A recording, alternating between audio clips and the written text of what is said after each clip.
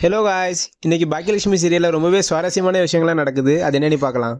கோபி ஹாஸ்பிட்டல்ல இருக்காருன்ற உண்மையை தெரிஞ்சுக்கிட்டு ஹாஸ்பிட்டலுக்கு பார்க்க வந்த ராதிகாவை இங்க ஈஸ்வரி இங்க கோபியை நீ பார்க்கவே கூடாதுன்னு சொல்லி ரொம்பவே திட்ட ஆரம்பிக்கிறாங்க. நான் கோபியை பார்க்கணும், அப்படி என்ன நான் பெரிய தப்பு பண்ணிட்டேன்னு இப்படி பேசிட்டு இருக்கீங்க அப்படின்னு ஈஸ்வரியை கேட்கறாங்க ராதிகா. அதுக்கு உடனே இங்க ஈஸ்வரி சொல்றாங்க, என் பையன் இப்படி ஒரு நிலைமையில இருக்கானா அதுக்கு காரணம் நீயும் உன் அம்மாவும் தான். நீ உன் அம்மாவோட பேச்சை கேட்டுக்கிட்டு கோபியை ஒழுங்கா கவனிக்காம பொறுப்பே இல்லாம இருக்க போய் தானே கோபி இப்படி இருக்கான். அது மட்டும் இல்ல, இது என்ன கோபிக்கு முதல் தடவையா ரெண்டாவது தடவை? உன்னை என்னைக்கு அவன் கல்யாணம் பண்ணிட்டு உன் வீட்டுக்கு வந்தானோ அன்னையில இருந்தே கோபிக்கு சந்தோஷமும் இல்ல, அந்த வீட்டுல நிம்மதியும் இல்ல. அதனால நீ ஒன்னும் என் பையன் கோபியை பார்க்கவே வேண்டாம். இவ்வளவு நேரம் ஆகுது, ஆனா கோபியை இன்னும் நாங்களே பார்க்கல. நீ பார்த்து என்ன செய்ய போற? என்னவோ ரொம்ப பொறுப்பு இருக்கிற மாதிரியும் அக்கறையா இருக்கிற மாதிரியும் வந்து பேசிட்டு இருக்கியே அப்படின்னு கோபியை பார்க்க கூடாதுன்னு ஈஸ்வரி ரொம்ப கோவமா இங்க ராதிகா கிட்ட பேசுறாங்க. இங்க ராதிகாவுக்கு பதில் பேச முடியல. ஏன்னா நான் வீட்டுல செஞ்ச பிரச்சனையாலதான் கோபி மனசு வேதனைப்பட்டு வெளியில போனாரு. ஆனா கோபி இப்ப இந்த நிலைமையில இருக்கிறதுக்கு காரணம் ஒரு வகையில நானும் தானே. அதனால இவங்க பேசுற பேச்சுக்கெல்லாம் எதிர்த்து பேசிட்டு இருக்கிறது சரியில்லை. அதுவும் நான் கண்டிப்பா கோபியை பார்த்தே ஆகணும்னு ராதிகா ரொம்ப அழ ஆரம்பிக்கிறாங்க. இதை பார்த்த பாக்கியா ராதிகாவை தனியா கூட்டிட்டு போய் ஆறுதல் சொல்றாங்க. கொஞ்சம் பொறுமையா இருங்க அத்தை, கொஞ்சம் கோவமா இருக்காங்க, கோபி மேல உள்ள பாசத்துல தான் இப்படி பேசுறாங்க. நான் எப்படியும் உங்களை கண்டிப்பா கோபியை பார்க்க விடுவேன் அப்படின்னு சொல்லிட்டு நடந்து எல்லாத்தையுமே சொல்றாங்க. உடனே ராதிகாவும்,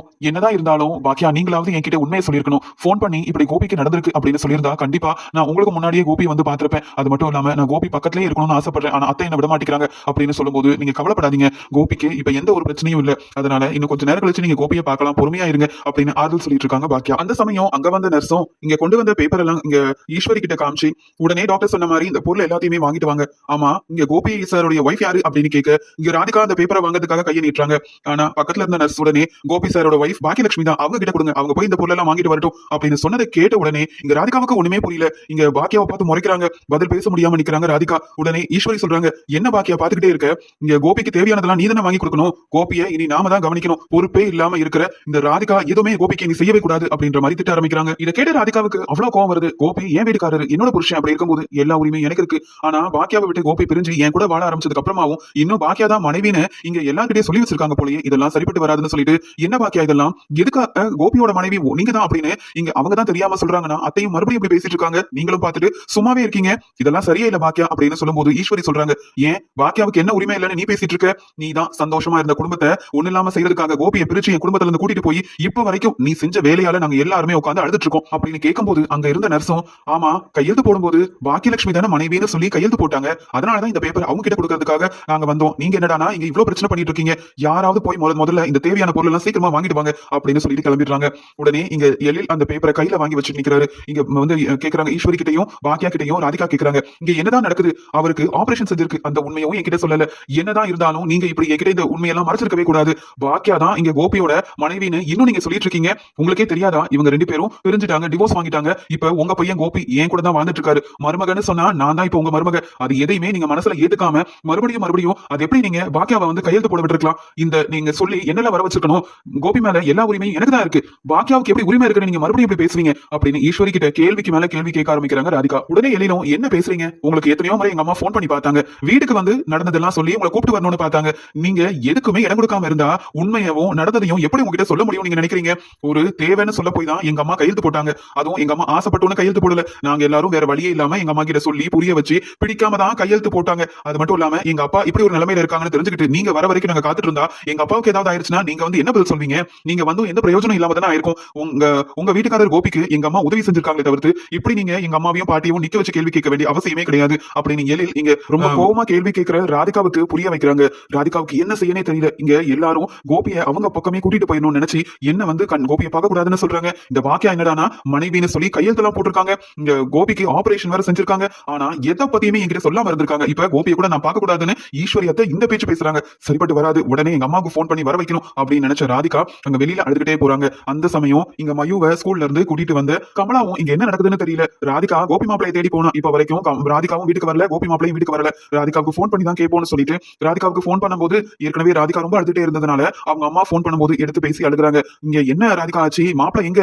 நீயும் வீட்டுக்கு வரல, மாப்பிளையும் வீட்டுக்கு வரல, என்னதான் பிரச்சனை நடக்குதுன்னு ஒண்ணும் புரிய மாட்டேங்குதுன்னு சொல்ல, அம்மா இங்க கோபி ஹாஸ்பிட்டல்ல இருக்காருமா, எனக்கே இப்பதான் இது எல்லாமே தெரிய வந்தது. இங்க பாக்கியா வீட்டுல இருக்க எல்லாருமே இருக்காங்க. அது மட்டும் இல்லாம கோபி இன்னும் கண் முழிக்காம இருக்காருமா, அப்படின்னு நடந்த எல்லாத்தையுமே இங்க கமலா கிட்ட சொல்லிடுறாங்க. உடனே இதை கேட்ட கமலா, எனக்கு தான் அப்பவே தெரியுமே இந்த பாக்கியா வேணும்னே உன்னை நீ அங்க வரக்கூடாதுன்றதுக்காக தான் இது எதையுமே சொல்லாம மறைச்சிருக்கா. முதல்ல நான் மயூவியும் கூட்டிட்டு அங்க வரேன், நீ அழுதுட்டு இருக்காத, அந்த ஈஸ்வரிக்கும் பாக்கியாவுக்கும் நான் வந்து பேசினாதான் அவங்களுக்கு வந்து புரிய வரும் அப்படின்னு சொல்லிட்டு இங்க கமலா மயூவியும் கூட்டிட்டு ராதிகா அழுதுட்டு இருக்கிறதுனால கோபியை பார்க்கறதுக்காக ஹாஸ்பிட்டலுக்கு கிளம்பி போறாங்க. இங்க ராதிகாவை பார்த்த இங்க கமலா கேக்குறாங்க, என்ன ராதிகா நீ வெளியில நிக்கிற, அவங்க எல்லாரும் அங்க உள்ள நிக்கிறாங்க, என்ன நடக்குதுங்க, உனக்கு தான் எல்லா உரிமையும் இருக்கு, கோபி மாப்பிளையோட மனைவி நீதானே, நீ போய் அவரை பார்க்காம என்னவோ அவங்க தான் இவ்வளவு நாள் அவரை நல்லா கவனிச்சுக்கிட்ட மாதிரி நிக்கிறாங்க. அந்த ஈஸ்வரி அம்மா கோபி எனக்கு மகனே கிடையாதுன்னு பேசி எவ்வளவு அவமானப்படுத்தி அவங்க அப்பாவுக்கு செய்ய வேண்டிய சடங்கு கூட செய்ய விடாம சொந்தக்காரங்க முன்னாடி நீங்க தலை குனிஞ்சு நின்னீங்க, எவ்வளவு அவமானப்பட்டு அந்த வீட்டுல இருந்து வெளியில வந்தீங்க, அதெல்லாம் மறந்துட்டு இப்ப என்னுடைய பையன் தான் கோபின்னு இவ்வளவு பெருமையா பேசிட்டு இருக்காங்க, நீயும் கேட்டுட்டு அழுதுட்டு நிக்கிற, வா ராதிகா நீ அழக்கூடாது, அம்மா நான் இருக்கேன்ல அப்படின்னு சொல்லி ராதிகாவை உள்ள கூட்டிட்டு போறாங்க. ஈஸ்வரி ஏற்கனவே ராதிகா மேல உள்ள கோபத்துல திட்டிட்டு இருந்ததுனால கமலாவும் மையும் வரத பார்த்த உடனே, என்ன ராதிகா நீ ஏன் கோபியை பார்க்க கூடாதுன்னு சொன்னா, உடனே போன் பண்ணி உங்க அம்மா வேற வர வச்சிட்டியா, நீயும் உங்க அம்மாவும் சேர்ந்து தானே என் பையனை இப்படி ஒரு நிலைமையில கொண்டு வந்து விட்டுருக்கீங்க, மறுபடியும் உங்களை பார்க்க கூட இங்க கோபி விருப்பப்படவே மாட்டான், உடனே கிளம்பி இங்க இருந்து போங்க, உங்களுக்கு கோபியை பார்க்க எந்த உரிமையும் இல்ல தகுதியும் இல்ல அப்படின்னு சொல்லி திட்டுறாங்க. அதுக்கு உடனே கமலா கேக்குறாங்க, என்னம்மா ஈஸ்வரி அம்மா ரொம்ப மனசு மாறிட்டீங்க போல, பையன் மேல ரொம்ப பாசமா இருக்க மாதிரி பேசிட்டு இருக்கீங்க, இத்தனை நாள் இந்த பாசம் எங்க போச்சு, உங்க மருமக பாக்கியா எங்க மாப்பிள்ள கோபி மேல கம்ப்ளைண்ட் கொடுத்தாங்களே, அப்படி செய்ய வேண்டாம்னு சொல்லிருக்கலாமே, நீங்க எங்களை அவமானப்படுத்துறதுக்குனே நீங்களும் இந்த பாக்கியாவும் ஒவ்வொரு வேலையா செஞ்சுட்டு இருக்கீங்க, இப்ப என்னவோ உங்க பையன் கோபி மேல பாசம் இருக்கிற மாதிரி எங்க முன்னாடி எல்லாம் பெருசா நடிக்கிறீங்களா, நீங்க இதெல்லாம் நம்பிடுவோம் நாங்க நம்பிடுவோம் வேற நீங்க நினைக்கிறீங்களா, நாங்க இங்க இருந்து கிளம்ப முடியாது, ராதிகாவோட வீட்டுக்காரர் கோபி அவரை பார்க்கறதுக்காக தான் ராதிகாவும் என் மாப்பிளையை பார்க்கறதுக்காகவும் தான் நான் வந்திருக்கேன், நீங்களாம் தான் முதல்ல வெளியில போகணுமே தவிர்த்து ஏதோ என் மாப்பிளைக்கு முடியாத நேரத்துல இந்த பாக்கியா உதவி செஞ்சா அதோட கிளம்பாம அங்க கோபி மாப்பிளைய பார்க்க வந்த ராதிகாவை பார்க்க விடாம செய்யணும்னு நினைச்சிட்டு இப்படி பேசுறீங்களே, உங்களுக்கு என்னமா முதல்ல கோபி மாப்பிளை மேல உரிமையும் தகுதியும் இருக்குது, எங்களை வெளியில போக சொல்ல உங்களுக்கு என்ன உரிமை இருக்குது, இங்க எனக்கும் இங்க ராதிகாவுக்கும் இருக்கிற உரிமை வேற யாருக்குமே கிடையாது அப்படின்னு சொல்லிட்டு ஈஸ்வரிக்கு சரியான பதில் கொடுக்குறாங்க கமலாவும். உடனே பாக்கியா சொல்றாங்க, இப்ப நீங்க இப்படி பிரச்சனை செய்ய வேண்டிய அவசியம் இல்ல, இங்க உங்க மாப்பிளை கோபி இன்னும் கண்முழிக்கல, அவர் கண்முழிச்ச உடனே ராதிகாவுக்கு எல்லா உரிமையும் இருக்கு, பக்கத்துல இருந்து நீங்க கவனிச்சுக்கோங்க, அவருக்கு உதவி செய்யறதுக்காக நாங்க வந்தோம், இப்ப நீங்க வந்துட்டீங்கல்ல, இனி நாங்க எந்த பிரச்சனையும் செய்ய மாட்டோம், அத்தை போதும், நீங்க கோபத்துல என்ன பேசுறோனே தெரியாம பேசிட்டு இருக்கீங்க, உங்க பையனோட மனைவி ராதிகா தான், நான் கிடையாது, அத முதல்ல நினைச்சுக்கிட்டு இங்க தேவையில்லாம பேசாதீங்க, உங்க பையனை நீங்க நல்ல நிலைமையில பாக்கணும்னா கொஞ்சம் பொறுமையாவும் அமைதியாவும் தான் இருக்கணும், இங்க இருக்கிறவங்க எல்லாம் நம்மளை பத்தி தப்பா நினைப்பாங்க அப்படின்னு சொல்ல அங்க வந்து நர்ஸும் திட்ட ஆரம்பிக்கிறாங்க, என்ன நீங்க எவ்வளவுதான் சொல்றது, எப்ப பார்த்தாலும் பிரச்சனை பண்ணிக்கிட்டே இருக்கீங்க, ஏதாவது பேசிக்கிட்டே இருக்கீங்க, நாங்க தான் ஏற்கனவே சொன்னோமே ஒருத்தர் மட்டும் இருந்தா போதும், இத்தனை பேர் இருக்க வேண்டாம், இவ்வளவு பேர் இருந்துகிட்டு இப்படி நீங்க பிரச்சனை செஞ்சீங்கன்னா பேசாம வெளியில எல்லாரும் கிளம்புங்க அப்படின்னு சொல்லிட்டு போயிடுறாங்க. டாக்டர் மட்டும் பார்த்தாருன்னா ரொம்ப திட்ட ஆரம்பிச்சிருவாரு அப்படின்னு திட்டிக்கிட்டே போறாங்க. இத பார்த்து பாக்கியா சொல்றாங்க, அத்தை போதும், உங்க பையன் கோபி என்கிட்ட உதவி கேட்டாரு, அவரை கொண்டு வந்து சேர்த்து இப்ப கோபி நல்லா இருக்காருன்னு டாக்டர் சொன்னதுக்கு அப்புறமா நாம இருந்து என்ன செய்ய போறோம், இங்க கோபியை கவனிச்சுக்கிறதுக்கு ராதிகாவும் அவங்க அம்மாவும் வந்துட்டாங்க, அவங்க பாத்துப்பாங்க, நீங்க பிரச்சனையை பெருசாக்கி மறுபடியும் இங்க பாருங்க வந்த எல்லாரும் நம்மள பாத்துட்டு இருக்காங்க, ரொம்ப அசிங்கமா இருக்குது, முதல்ல கிளம்புங்க அப்படின்னு சொல்லும்போது, நீ அமைதியா இரு பாக்கியா, கோபி கண் முழிச்சு என்ன பார்த்து என்கிட்ட பேசாம நான் இங்க இருந்து கிளம்ப மாட்டேன், அது மட்டும் இல்ல இனி இந்த ராதிகாவோட அம்மாவும் இங்க இருக்கவே கூடாது, அவங்கள முதல்ல வெளியில போக சொல்லு, அவங்க வர போய் தானே நான் பிரச்சனை செஞ்சுட்டு இருக்கேன், என் பையனை இவன் நல்லபடியா பொறுப்பா கவனிச்சிருந்தா அவனுக்கே இப்படி ஒரு நிலைமை வந்திருக்க போது, எவ்வளவோ சொன்ன இந்த ராதிகாவை கல்யாணம் பண்ணாதன்னுட்டு என் பேச்சை மீறி அவன் இஷ்டப்பட்ட மாதிரி செஞ்சான், அதனால தானே கோபிக்கு இப்படி ஒரு நிலைமை, கோபி மேல எனக்கு கோபம் இருந்தது, அதுக்காக எனக்கு பாசம் இல்லன்னு ஆயிருமா, இல்ல கோபி தான் என் பையனே இல்லன்னு நான் முடிவெடுத்த முடியுமா, கோபிக்கு நல்லா ஆயிருச்சு, கோபி குணமடைஞ்சிட்டான்னு டாக்டர் சொன்ன உடனே கண்டிப்பா ராதிகாவோட வீட்டுக்கு மட்டும் கோபி என்ன அனுப்பவே மாட்டேன், ஏன்னா என் பையன் என் கூட இருந்தாதான் ஆரோக்கியமாவும் நல்லாவும் இருப்பான், அவன் எவ்வளவு பெரிய பிசினஸ் செஞ்சுட்டு இருக்கான், ஆனா இந்த ராதிகாவோட வீட்டுல கொஞ்சம் கூட சந்தோஷமே இல்லாம இருக்க போய் தானே இந்த ராதிகாவால என் பையன் இப்படி இங்க இருக்கான் அப்படின்னு சொல்லும்போது, அப்படி மட்டும் சொல்லாதீங்க, நீங்க தேவையில்லாம உங்க பையனுக்கு எது ஆனாலும் நான் தான் காரணம், எதுக்காக என்னையே சொல்லிட்டு இருக்கீங்க அப்படின்னு ராதிகா கேக்குறாங்க. அதுக்கு உடனே இங்க ஈஸ்வரி சொல்றாங்க, என் பையன் உனக்கு எத்தனை முறை போன் பண்ணிருப்பான், அவனுக்கு முடியலன்னுட்டு ஒரு தடவையாவது போன் எடுத்து என்ன ஏதுன்னு நீ கேட்டியா, இல்ல அப்படி ஏதாவது நீ கேட்டிருந்தா கண்டிப்பா கோபிக்கு இந்த ஒரு நிலைமை வந்திருக்காது, நீ போன் எடுக்கலையே நினைச்சு கோபி இவ்வளவு கஷ்டத்தையும் அனுபவிச்சிருக்கான், அப்ப இதுக்கு எல்லாம் காரணம் நீ தானே, இப்ப ரொம்ப நல்ல மாதிரி வந்து பேசிட்டு இருக்க, இதுல உன் அம்மா வேற உனக்கு சப்போர்ட் பண்ணி ஏதோ உங்களுக்கு மட்டும் தான் உரிமை இருக்குன்ற மாதிரி பேசிட்டு இருக்காங்க, என் பையன் மேல எனக்கு இல்லாத உரிமை உங்களுக்கு எல்லாத்துக்கும் இருக்குதா என்ன, முதல்ல இங்க இருந்து கிளம்பு, என் பையனை பார்க்க நான் விடவே மாட்டேன் அப்படின்னு சொல்ல இங்க கமலாவும் ஈஸ்வரியும் ரொம்ப பெரிய பிரச்சனை செஞ்சுட்டு இருக்காங்க. ராதிகா பதில் பேச முடியாம ஓரமா நின்று ரொம்பவே அழுதுட்டு இருக்காங்க. இதை பார்த்த மையவும் இங்க வந்து பாக்கியா கிட்ட போய் கேக்குறாங்க, ஆண்டி அப்பாக்கு எதுவும் பிரச்சனை இல்லல, அப்பா நல்லா இருவார்ல, எனக்கு ரொம்ப பயமா இருக்கு அப்படின்னு சொல்லி அழுகும் போது இங்க பாக்கியா மையோ கிட்ட, அல்லாத மையோ உங்க அப்பாவுக்கு எதுவும் ஆகாது, சீக்கிரமாவே கண்முழிச்சு உங்ககிட்ட சந்தோஷமா பேச போறாரு பாரு, உங்க அப்பா கோபிக்கு எந்த பிரச்சனையுமே இல்ல அப்படின்ற மாதிரி மயூ ரொம்ப அழுதுட்டே இருக்கும்போது பாக்கியா இங்க மயூக்கு ரொம்ப ஆறுதல் சொல்லிட்டு இருக்காங்க. இதை பார்த்த உடனே கமலா சொல்றாங்க, ராதிகா பாத்தியா நீ தான் பாக்கியா மேல கோவப்படணும், ஆனா பாசமா நடந்துக்கிற, அதே மாதிரி மயுவும் இந்த பாக்கியா வீட்டுல உள்ளவங்க தான் நம்பிட்டு இருக்கா, மயு இங்க வா மயு, எதுக்கு தேவையில்லாம நம்ம இந்த இடத்துலயே நிக்க கூடாதுன்னு சொல்லி நம்மள எவ்வளவு பேச்சு பேசுறாங்க, அவங்க கிட்ட போயிட்டு உங்க அப்பாவை பத்தி கேட்டுட்டு இருக்க,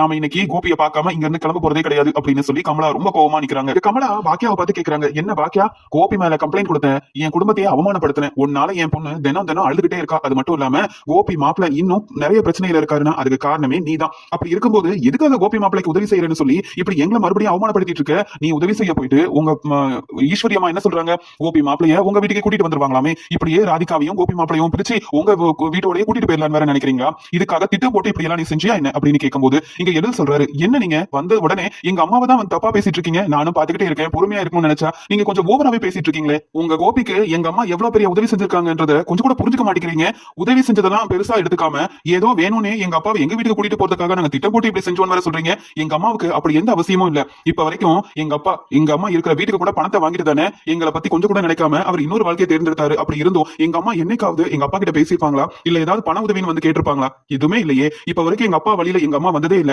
ஆனா எங்க அப்பா தான் எப்பயும் எங்க அம்மா நல்லா இருக்க கூடாது, எங்க அம்மா வளரக்கூடாது, சம்பாதிக்க கூடாது, நாங்க குடும்பமா சந்தோஷமா இருக்க கூடாதுன்னு சொல்லி எங்களையும் எங்க அம்மாவையும் பிரிக்கணும், எங்க அம்மாவை அவமானப்படுத்தணும், எல்லாரும் முன்னாடியும் அவமானப்பட்டு எங்க அம்மா தலை குறைஞ்சு இருக்கணும்னு ஒவ்வொரு பிரச்சனையா பண்ணிட்டு இருந்தது உங்க வீட்டுல இருக்க உங்க மருமகன் கோபி, அப்படி இருக்கும்போது இது எல்லாத்தையுமே மறந்து அவருக்கு ஒரு பிரச்சனை வரும்போது எங்க அம்மா எவ்வளவு பெரிய உதவியை செஞ்சிருக்காங்க, ஆனா நீங்க அதை புரிஞ்சுக்காம ஏதோ எங்க அப்பா மனசை மாத்தி நாங்க அவரை எங்க வீட்டுக்கு கூட்டிட்டு போறதுக்காக தான் இப்படி திட்டம் போட்டு செய்யறோம் வேற சொல்றீங்க, கொஞ்சம் கூட யோசிக்க மாட்டீங்க, நீங்க எது பேசுறதா இருந்தாலும் எங்க பாட்டி கிட்ட பேசுங்க, அதை விட்டுட்டு எங்க அம்மாவை என் முன்னாடி தப்பா பேசுனீங்கன்னா நான் பார்த்துட்டு சும்மா இருக்க மாட்டேன், எங்க அம்மா உங்களுக்கு உதவிதான் செஞ்சிருக்காங்க தவிர்த்து நீங்க புரிஞ்சுக்காம பேசுறதுக்குலாம் எங்க அம்மா உங்களுக்கு பதில் சொல்லணும்னு அவசியமே கிடையாது அப்படின்னு எழில் ரொம்ப கோவமா கமலாவை திட்ட ஆரம்பிக்கிறாரு. இப்படி ஒருத்தர் மாத்தி ஒருத்தர் பேச பிரச்சனை அதிகமாயிட்டே போகுது. இதை பார்த்த பாக்கியா சொல்றாங்க, எழில் பேசாம நான் இங்க இருந்து கிளம்புறேன், நாங்க இருந்தா ராதிகாவோட அம்மா இப்படிதான் ஏதாவது பேசிக்கிட்டே இருப்பாங்க, உங்க அப்பா மேல எனக்கு எந்த உரிமையும் இல்ல அப்படின்னு கண்டிப்பா இவங்க எல்லாரும் புரிஞ்சுக்கணும்னா இங்க நான் இருக்கவே கூடாது, அத்தை நான் வேணும்னா கிளம்புறத அப்படின்னு சொல்றாங்க. அதுக்கு உடனே ஈஸ்வரி, என்ன பாக்கியா என் பையனுக்கு எவ்வளவு பெரிய உதவி செஞ்சிருக்க, நீ இங்க கோபியை பார்க்காம எப்படி கிளம்புவ, அது மட்டும் இல்லாம எனக்கு தெரியும் பாக்கியா கோபி இப்படி இருக்கானேன்னு, நீயும் மன வேதனையில இருப்பேன்னு எனக்கு நல்லாவே தெரியும், அதனால தானே ஹோட்டலுக்கும் போகாம எங்க கூடயே இவ்வளவு நேரம் இருந்திருக்க, அதை புரிஞ்சுக்காம இந்த ராதிகாவோட அம்மா இப்படி பேசுறாங்கன்னு சொல்லிட்டு நீ எதுக்காக கிளம்பணும், நீ பொறுமையா இரு, நாம கோபி எல்லாம் பார்த்துட்டு பொறுமையாவே வீட்டுக்கு போகும், இவங்க பேசுறாங்கன்னு நாம பயப்படக்கூடாது பாக்கியா அப்படின்னு சொல்ல, அத்தை எனக்கு எந்த உரிமையும் இல்ல, அது மட்டும் இல்லாம நான் இங்க இருந்தா ராதிகாவோட அம்மா ஏதாவது பேசிக்கிட்டே இருப்பாங்க, என்ன அவமானப்படுத்தணும்னு நினைக்கிறேன், அவங்க முன்னாடி நான் எதுக்கு தான் இருக்கணும், அவங்க மாப்பிளைக்கு அவங்களே பக்கத்துல இருந்து எல்லாத்தையும் செய்யட்டும், என்னால முடிஞ்ச உதவியை நான் செஞ்சுட்டேன், எழில் பேசாம நான் கிளம்பட்டுமா அப்படின்னு சொல்ல, உடனே செலியன் இங்க வந்து இனியா வேற ரொம்ப அழுதுகிட்டே இருக்காங்க, அம்மா கொஞ்ச நேரம் இருங்கம்மா, அப்பா வந்து கண்முழிச்சு என்கிட்ட பேசினதுக்கு அப்புறமா உடனே இங்க இருந்து கிளம்பிடலாமா, நீங்க எனக்கு துணையா இருங்கம்மா அப்படின்னு இனியா வேற ஒரு பக்கம் அழுக ஆரம்பிக்கிறாங்க. இதை பார்த்து பாக்கியா யோசிக்கிறாங்க, இனியா இவ்வளவு அழுதுட்டு இருக்கா, நாம வேற கோவத்துல இங்க இருந்து போயாகணும்னு கிளம்பிட்டோம்னா அதுக்கப்புறம் இனியா ரொம்பவே மனசு வேதனைப்படுவாளே, என்ன செய்யன்னு தெரியல, இங்க ராதிகாவோட அம்மாவும் நாம எல்லாம் வேணும்னே செஞ்சிருக்கோம், திட்டம் போட்டு செஞ்சிருக்கோம், அதுலயும் கோபியை நம்ம வீட்டுக்கு கூட்டிட்டு போகிறதுக்காக தான் நம்ம உதவி செஞ்சிருக்கோம் வேற நினைக்கிறாங்களே அப்படின்னு சொல்லி பாக்கியாவுக்கு ராதிகாவோட அம்மா மேல ரொம்பவே கோவத்துல இருக்காங்க. இதுல ராதிகாவோட அம்மா கேக்குறாங்க, ஆமா ராதிகா மாப்பிளைக்கு இவ்வளவு பிரச்சனை நடந்திருக்கு, என்னவோ இந்த பாக்கியா கையெழுத்து போட்டா எந்த உரிமையில கையெழுத்து போட்டான்னு நீ கேள்வி கேட்க வேண்டியதானே, நீ பாட்டுக்கு ஓரமா நீ அழுகிறதுனாலதான் இந்த ஈஸ்வரி குடும்பத்துல உள்ள எல்லாருமே நம்மள இந்த பேச்சு பேசிட்டு இருக்காங்க அப்படின்னு சொல்லி இங்க வந்து பாக்கியாவை கூப்பிட்டு ராதிகாவோட அம்மா கேக்குறாங்க, உனக்கு தான் உரிமை இல்லைன்னு ஆனதுக்கு அப்புறமா கோபி மாப்பிளைக்கு ஒரு பிரச்சனை நீ எங்க கிட்ட சொல்லிருக்கணும், ஆனா நீ என்னவோ கையெழுத்தெல்லாம் போட்டியாமே, உனக்கு என்ன உரிமை இருக்கு அங்க கையெழுத்து போடுறதுக்கு, மறுபடியும் நீ தான் மனைவி கோபியோட மனைவி அப்படின்னு நீ யோசனை பண்ணிட்டு இருக்கியா என்ன, நீங்க ரெண்டு பேரும் பிரிஞ்சு வாழ்ற ஞாபகம் உனக்கு இல்லவே இல்லையா, மறுபடியும் என் பொண்ணு தனியா வந்து இருக்க வைக்கணும், தனியாவே என் கூட என் பொண்ணு இருக்கணும்ன்ற ஆசையில தான் இப்படி எல்லாம் நீ செய்யறியா அப்படின்னு ரொம்ப திட்ட ஆரம்பிக்கிறாங்க. இங்க பாக்கியா பதில் பேசாம கோபி முதல்ல நல்லபடியா கண்மொழிக்கட்டும், அவரை பார்த்துட்டு அப்புறமா அதை இவன் கூப்பிட்டு இங்க இருந்து கிளம்பிடுமே தவிர்த்து இவங்க கேட்கிற கேள்விக்கெல்லாம் பதில் சொல்லிட்டு இருந்தா